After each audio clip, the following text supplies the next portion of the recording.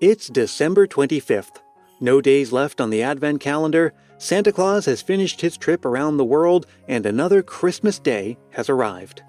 Maybe as you're listening to this, you're in your Christmas pajamas, or resting on the couch at the end of the day.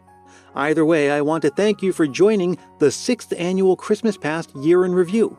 This is where we celebrate together one last time for the season and take a look back at all of the sights and sounds and current events that made Christmas what it was this year.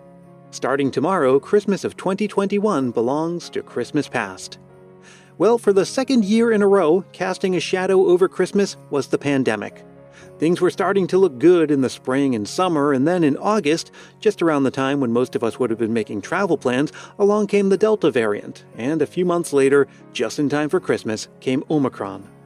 But even before that, we'd already been hearing about how the pandemic was creating shortages, supply chain interruptions, and inflation.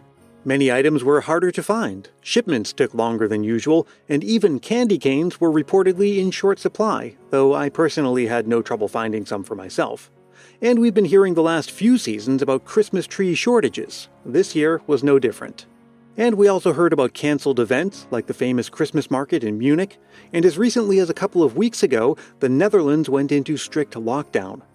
Now, even having said all of that, I should note that things are actually much better this year than they were last year. But it probably will take a few more Christmases before everything feels back to normal, or we get accustomed to whatever the new normal is. Now, on a brighter note, it was another big year for TV movies on the networks and streaming services. Hallmark put out 40 new Christmas movies, and in many of them, they continued their march of progress, representing a diversity of families and couples who love the season. And also worth noting, a new network emerged this year, billing itself as the safe alternative from all of that diversity and inclusion in Hallmark Christmas movies. And they've been signing exclusive deals with many Hallmark faves like Danica McKellar. Whatever your opinions are on that, it's certainly an interesting development. Netflix offered up Single All the Way, its first Christmas movie featuring a gay romance, as well as A Castle for Christmas with Brooke Shields and Love Hard. For hot toys this year, the VTech digital camera and printer was up there on a lot of lists, so were Poppets, animatronic Baby Yoda toys, and as always, Lego, Barbie, and Hot Wheels. We had new music this year from Elton John and Ed Sheeran, Kelly Clarkson, John Legend, and my personal favorite from this season, Norah Jones. We saw the continuation of many modern trends like ugly sweaters, the elf on the shelf, hot cocoa bombs. Though I'm not sure that 2021 brought us any new products or books or viral trends that have the makings of lasting additions to the season. I'd be happy to be wrong about that, so let me know if you think I missed anything.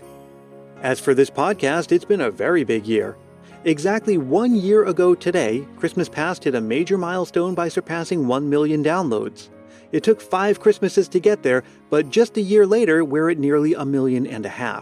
The Christmas Past family is growing, and as you've been hearing all throughout the season, I'm writing a book, which will be available next year in print and audio. Now next year, I will likely put out episodes sporadically between January and September. It'll be much less frequent than in previous years because I'll be busy with book stuff. But then in September, I'll be back with the usual pre-season episodes, followed by another season of backstories and Christmas memories. They'll be the same kinds of episodes you're used to hearing, but I am planning a little creative twist to the season too. You'll have to see what I mean. And now I'd like to recap Christmas of 2021 in a more personal way, by telling you all about our second Christmas with baby Dashiell. This is my way of not only sharing some of my own Christmas memories, but also documenting them, so that season after season we'll write the story of Dash experiencing the magic of Christmas. I guess the story of Christmas 2021 begins back in the late summer. Here in Willow Glen there are several of those take-a-book, leave-a-book boxes all around town. Little free libraries, they call them. We pass a bunch of them on our routine walks with Dash. Well, one day, again sometime in the late summer, we stopped to check one out and found inside a book called Have Yourself a Hairy Little Christmas. It's one of those touch-and-feel books for babies, in which Santa tries out several styles of beard. We took it home with us and it quickly became one of Dash's favorite books. We've had to tape it back together a few times from wear and tear. Now, Dash is at an age where he babbles a lot, and sometimes he makes out combinations of syllables where it's debatable whether he's trying to say mama or daddy. He can make a few animal sounds on cue, but there's only one word that we can get him to say reliably, and it has to do with the book. Take a listen. Dashiell, what does Santa Claus say? Yes, Dash's official first words were ho ho ho. That's my boy. The next thing came at the beginning of November, near Dash's first birthday. We had friends and family fly in to celebrate. And we're not traveling this season, so that was the only family gathering he was going to have for a while. So we got an early start on the season, putting up the tree and making some handmade decorations to put on it, and had a sort of mock Christmas celebration the day after his birthday. On his birthday, we had some panettone because my wife and I ate panettone at the hospital a couple days after Dash was born, and we decided then that that would be Dash's official birthday cake. To kick off the season for real, though, we put up the rest of the decorations a few weeks later and set up a small decorated tree in Dash's room, along with what is probably the silliest Christmas decoration we have. Many years ago, I attended a silent auction for charity in Massachusetts. It must have been around the holiday season because most of the items were holiday-themed, things like gift baskets. But there was one funny-looking item that was getting no bids. A crocheted snowman figure about 10 to 12 inches tall. Each crocheted snowball that made up its figure was a different color. It had a button nose and glued-on googly eyes, and I honestly can't tell whether it was made by a child or an adult.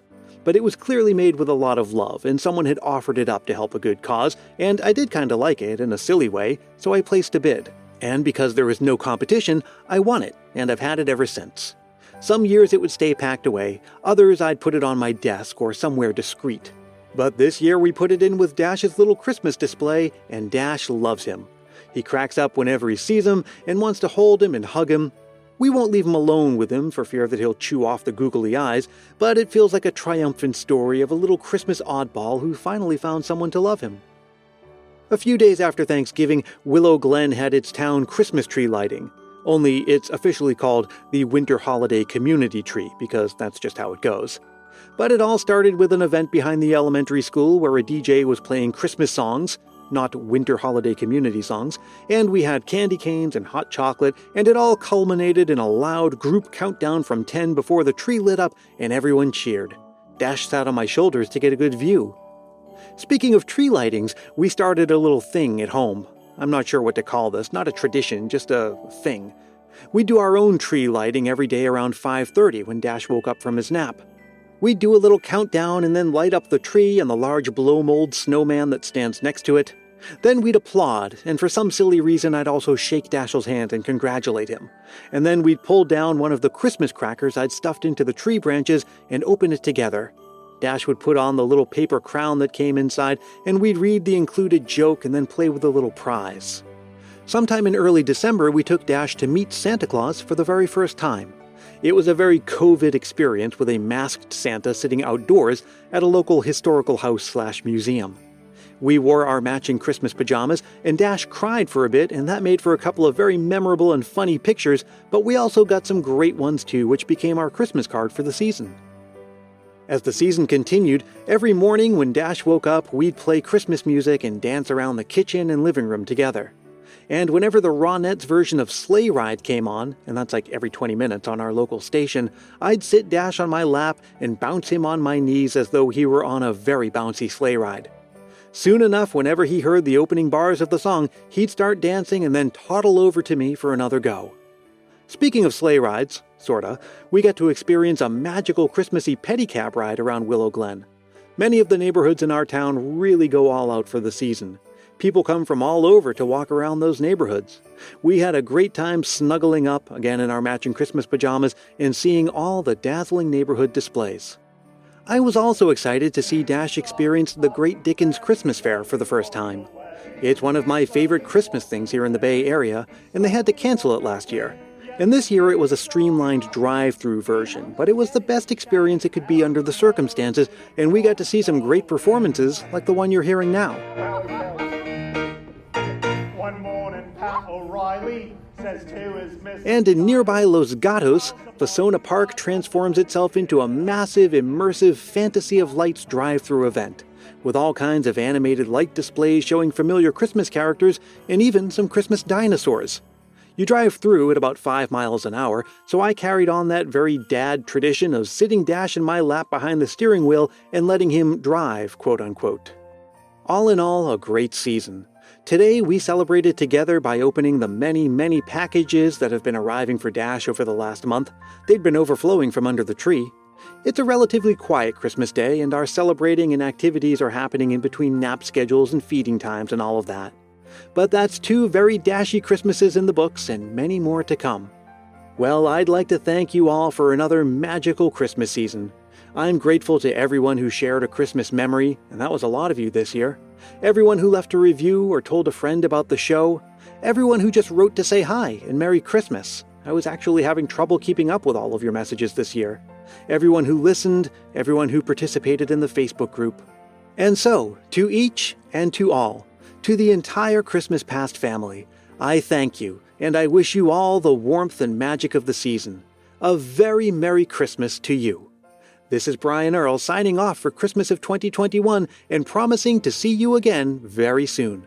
And until we meet again, may your days be merry and bright.